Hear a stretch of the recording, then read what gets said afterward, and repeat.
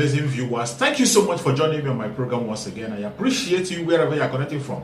If you have not subscribed to my channel, please kindly subscribe to my channel.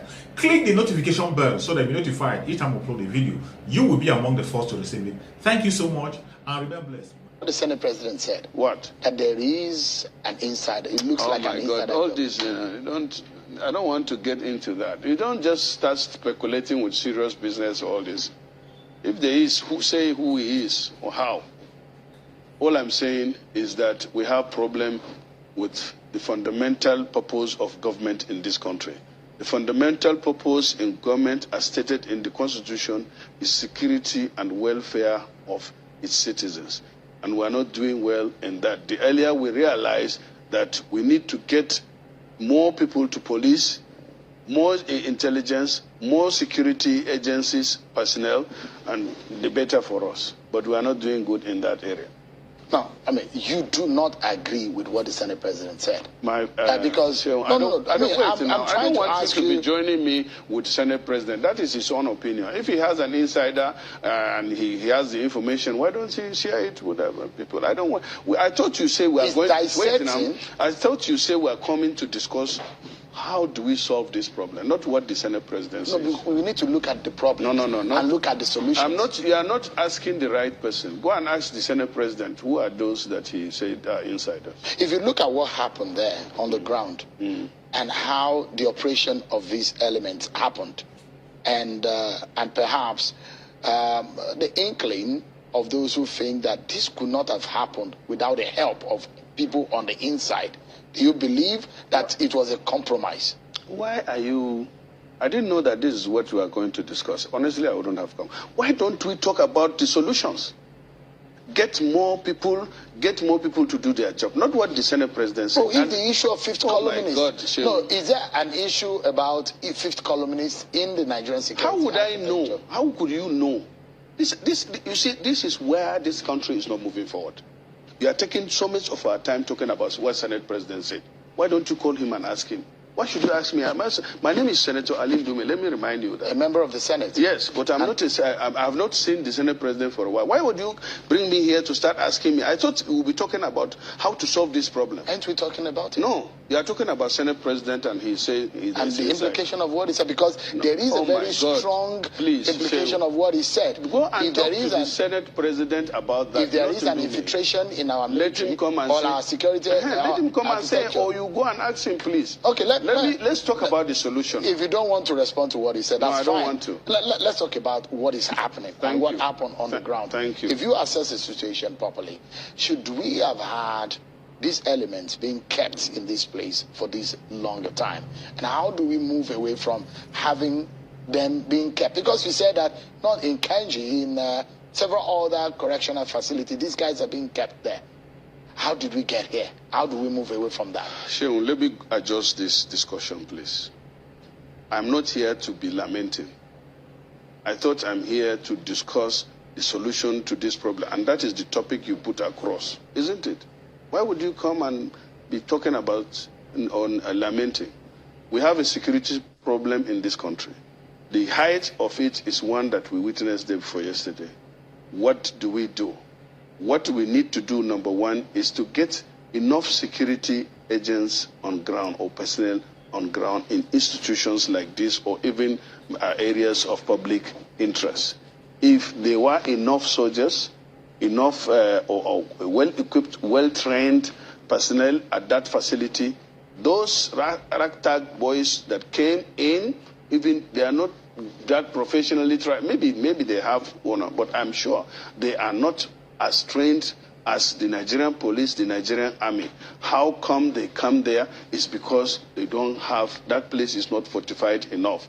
Those places don't have what they need technically, like cameras, like drones, like all things that they can use in order to address this matter. So the Nigerian government, as a matter of urgency, needs to look at other agencies. Because this is not the first time. There have been prison breakouts in Edo, and so many areas. But nothing tangible or concrete has been done about it. No steps. When we come, we start lamenting, we start saying, so person says so. That is not the solution.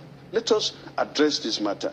Let us get more police on ground. Let us train them. Let us have the equipment. Let us make sure that where you keep these people are adequately protected. Let us make sure that justice is dispensed quickly. You are describing an overhaul. What you're trying to paint is like an overhaul. Of course. Where do we start from? We start from getting more personnel on ground. What the people say there, they don't have enough number, and they were calling out for help, and nobody was around there. So what do you do? Make sure that such places, not only that of Kuje now, such places all over the country, you make sure that there's adequate protection around, in and outside that kind of facility, number one. Then number two, you make sure that there are people that are on standby that will be given some timeline to say if there's a distress call, you must be at social place within social time. So that if they don't meet that and it happens, then you can say you are responsible. And this is responsible. But nobody's talking about that. Everybody is saying, oh, there are insiders there. Oh, some people say, I'm disappointed that all this lamentation is not the solution. And then after that, that is it. You start arguing on what the Senate President or the President said, and you ignore the problem. And therefore, even talking about the solution will not be there completely. Now, this is part of the problem. I've said it several times, you are my friend. But part of the problem we even have is like this one now, the press. Instead of talking about the issue and the ideas, you are talking about event and you are talking about people. And, it is only lesser mind that discuss people and events. Great minds should be discussing ideas. What do we do now that this has happened?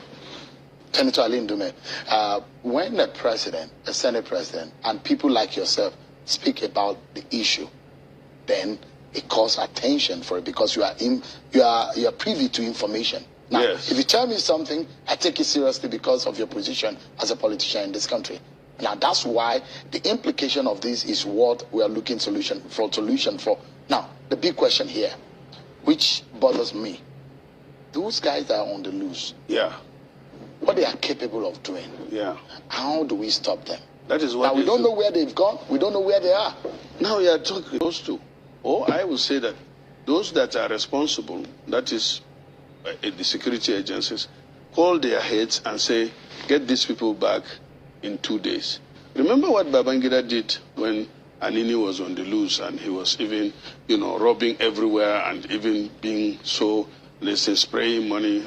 And at one of the Federal Executive Council meeting then, or is it Supreme Council meeting, Babangida said, Inyang was this. Where is Anini? Go and get Anini. When after 2-3 days they got Anini, isn't it? Now 100 days, the victims of the train attack are still not there, have not been found. And now, 2 days into this, nobody is even saying that this is where the people are. No. There is no situation room. Nigerians are not briefed. And you just talk on speculation.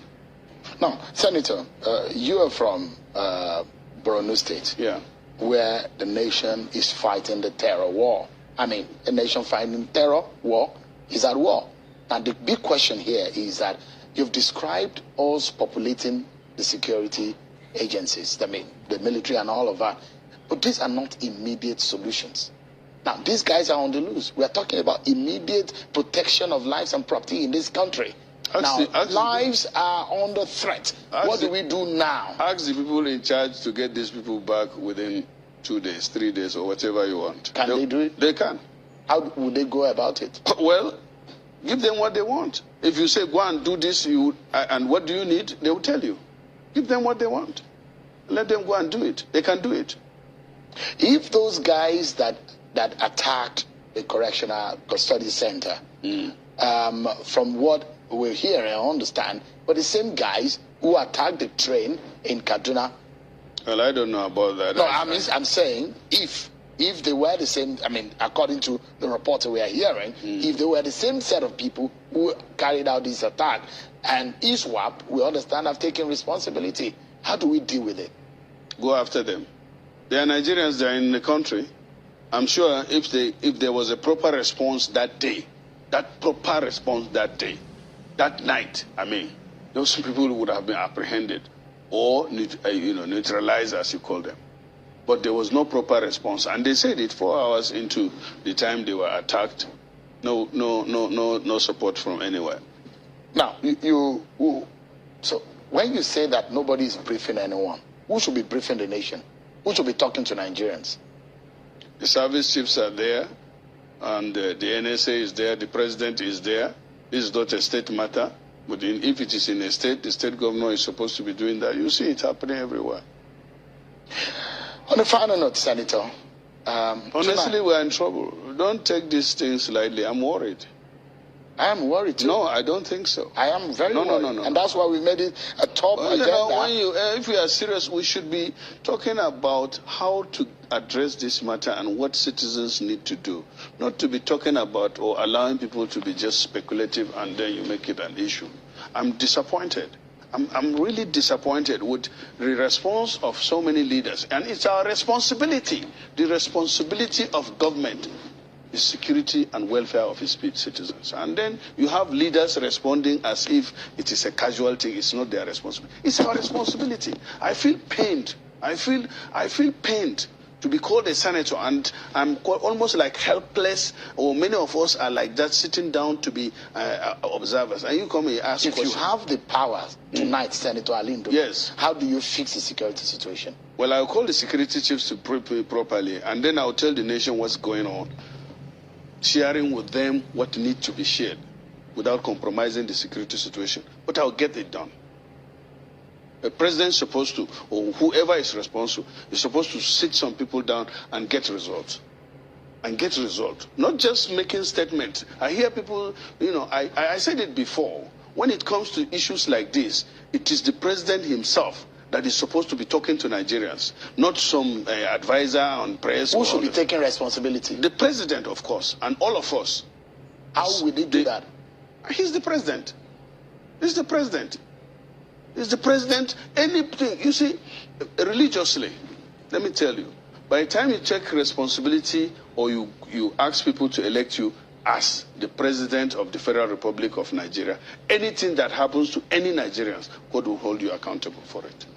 Now, I'm worried. I may not be privy to some of the information that is existing within the intelligence community, but one we wonder that in the intelligence community, in fact, some of the very basic communication between citizens are being picked up if they are sensitive.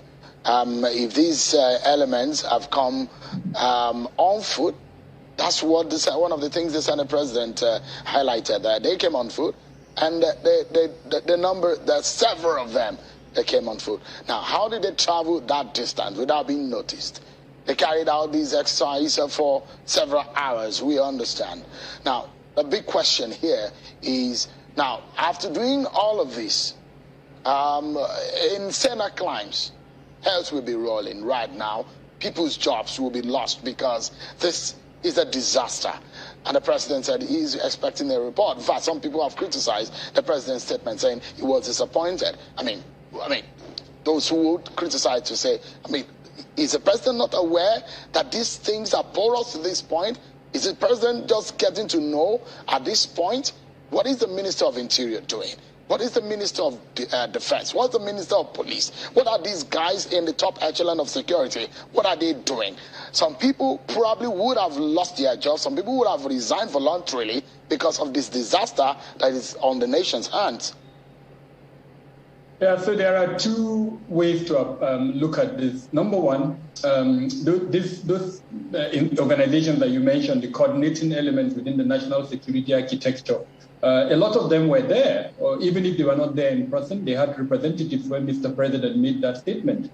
The administrative machinery within the presidency were there. So I would hope that they had picked that statement by Mr. President and translated it into either a query or what in intelligence parlance is called a tasking order, or even a military operational request, where they will now send either Call it a query, call it a tasking order, call it a military request to the various organizations that are within the national security architecture, saying that, look, this has happened, this is your mandate, this is your responsibility. We need you to explain within 48 hours why this incident happened.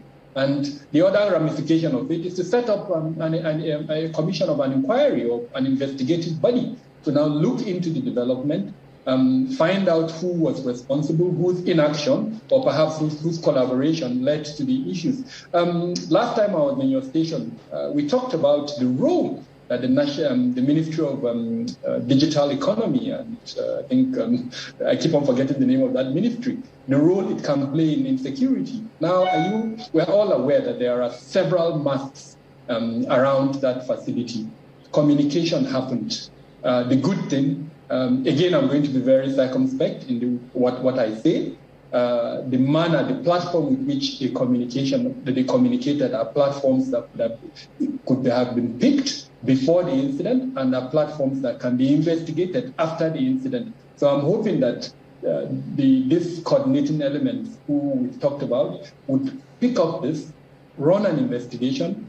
Now, in the meantime, one of the best actions that can happen is to suspend anyone who had responsibility and whose inaction and inability led to this incident, pending the outcome of the investigation or the query response by the several departments. Now, that is the only way to stop this impunity that has affected the security sector within the country. Again, it's not peculiar to the security sector.